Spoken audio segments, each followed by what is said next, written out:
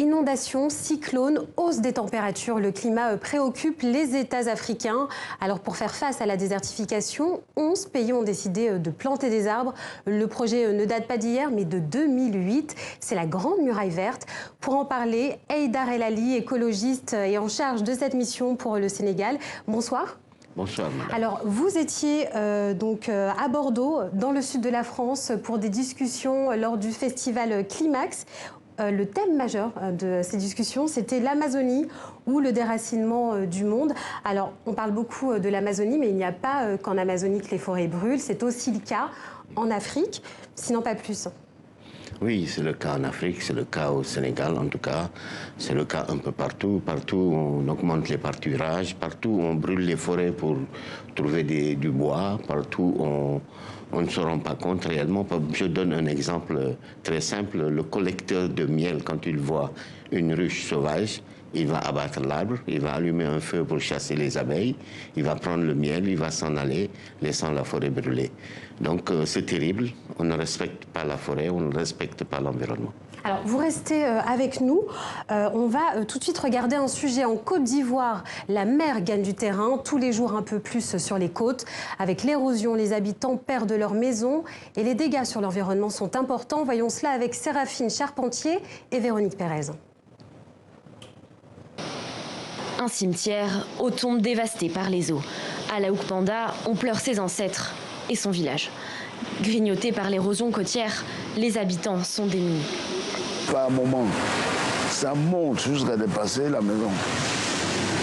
Et puis ça tombe ici, ça rentre dans la maison, nous enlevons les mains. Ça fait comme ça 2 fois. Et maintenant, ça commence à casser le bâtiment. Le village avait autrefois été déplacé du département du Grand Laou qui souffrait de l'érosion. Relocalisé sur cette bande de terre sablonneuse, le scénario catastrophe se répète à nouveau. Les commerçants ont désormais déserté le village.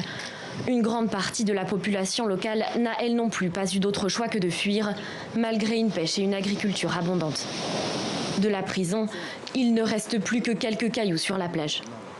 Les vagues, la montée des eaux, mais aussi le barrage installé à une quarantaine de kilomètres du village sont les principales causes de cette érosion dévorante. Certains accusent le gouvernement d'inaction. Vous avez l'ancienne ville de Grand Laou, qui devrait être même déclassée patrimoine de l'UNESCO, qui aujourd'hui n'existe plus. Dans le temps, la sonnette d'alarme avait été tirée pour voir ce qu'il fallait faire pour cette partie-là. Mais tous ces bâtiments qui sont historiques n'existent plus. Les habitants ont tenté de faire appel à l'UNESCO pour obtenir des fonds.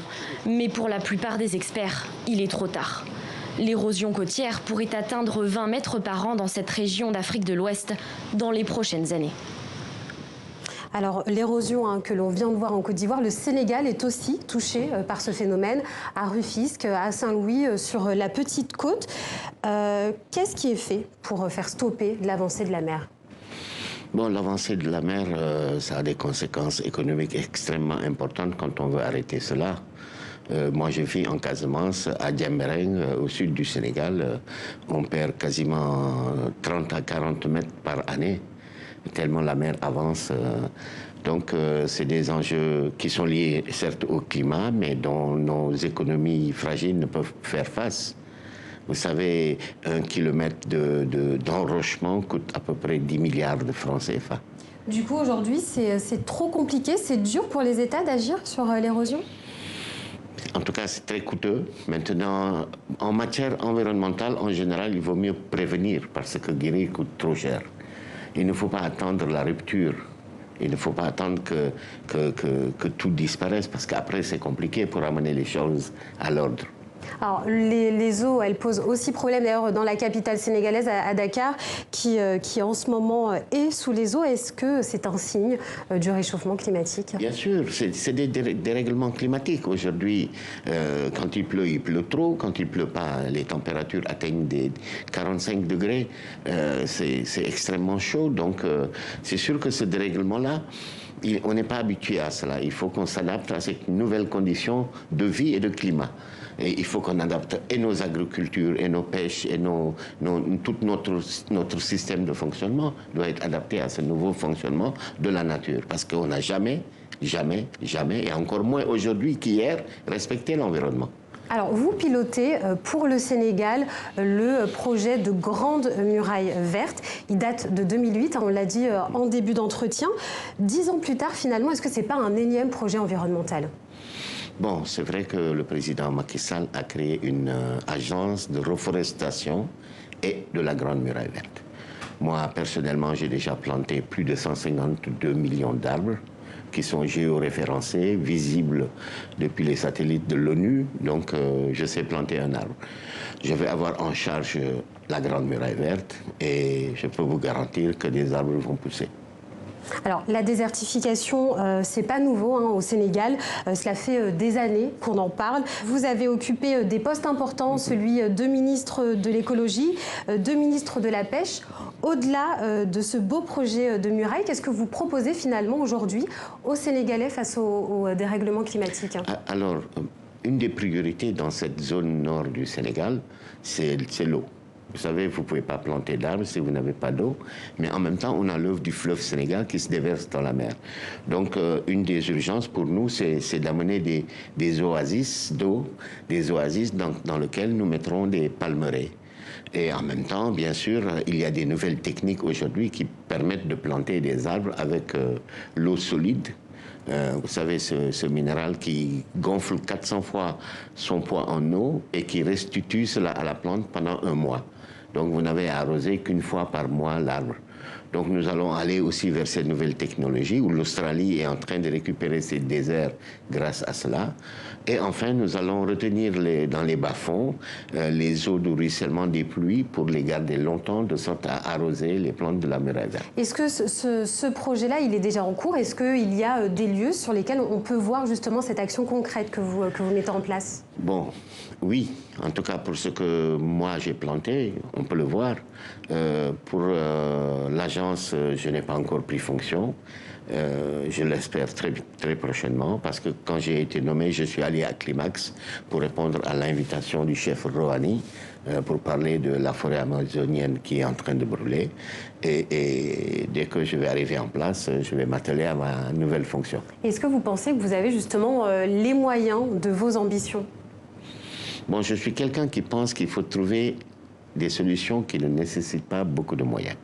Ça, c'est ma philosophie à moi. Et en même temps, bien sûr, je suis convaincu que le président va mettre les moyens parce qu'il parle d'un PSE vert et il est conscient du dérèglement climatique avec l'agriculture qui s'en ressent, l'élevage qui s'en ressent, le désert qui avance. Donc, je suis sûr qu'on va mettre les moyens de notre politique. Alors, on va parler à présent d'une des plus jolies régions du Sénégal, la Casamance. Elle est connue pour sa verdure. Vous avez lutté contre la déforestation dans ces territoires. Est-ce que c'est un combat perdu d'avance ? Bon, je l'espère que non. J'espère bien que non, parce que sinon ce serait terrible de laisser des trafiquants chinois soudoyer des jeunes qui sont au chômage, qui ont besoin de gagner leur vie, en leur donnant des miettes. L'enjeu, c'est le trafic de bois, le bois précieux. Le bois de veine est très précieux et il vaut très cher en Chine. Seulement, d'abord, ils le volent au Sénégal, ils l'exportent via la Gambie vers la Chine, et en plus, ça ne rapporte aucune économie à notre pays. Alors, j'espère que cela va cesser. J'espère que le gouvernement chinois, d'ailleurs, moi, mon rêve, ce serait que le gouvernement chinois interdise l'importation de bois des pays sahéliens. Parce qu'ils savent très bien que les pays sahéliens ne peuvent pas supporter la consommation chinoise. D'ailleurs, tout le continent africain ne pourrait pas supporter la consommation du bois. Coup, vous pensez en tout cas que ce combat, il n'est pas perdu. On peut encore aujourd'hui faire quelque chose pour les forêts de Casamance? Oui. Entendu. Alors finalement, le trafic de bois, le réchauffement climatique, est-ce que les chefs d'État africains, ils ont leur mot à dire sur ce qui se passe? Ah oui, bien sûr. Moi, je me rappelle très bien quand le président avait vu les images, il avait demandé au ministre de la Défense, au ministre de l'Intérieur et au ministre de l'Environnement d'agir. Et ils sont allés sur le terrain, ils ont ralenti le trafic.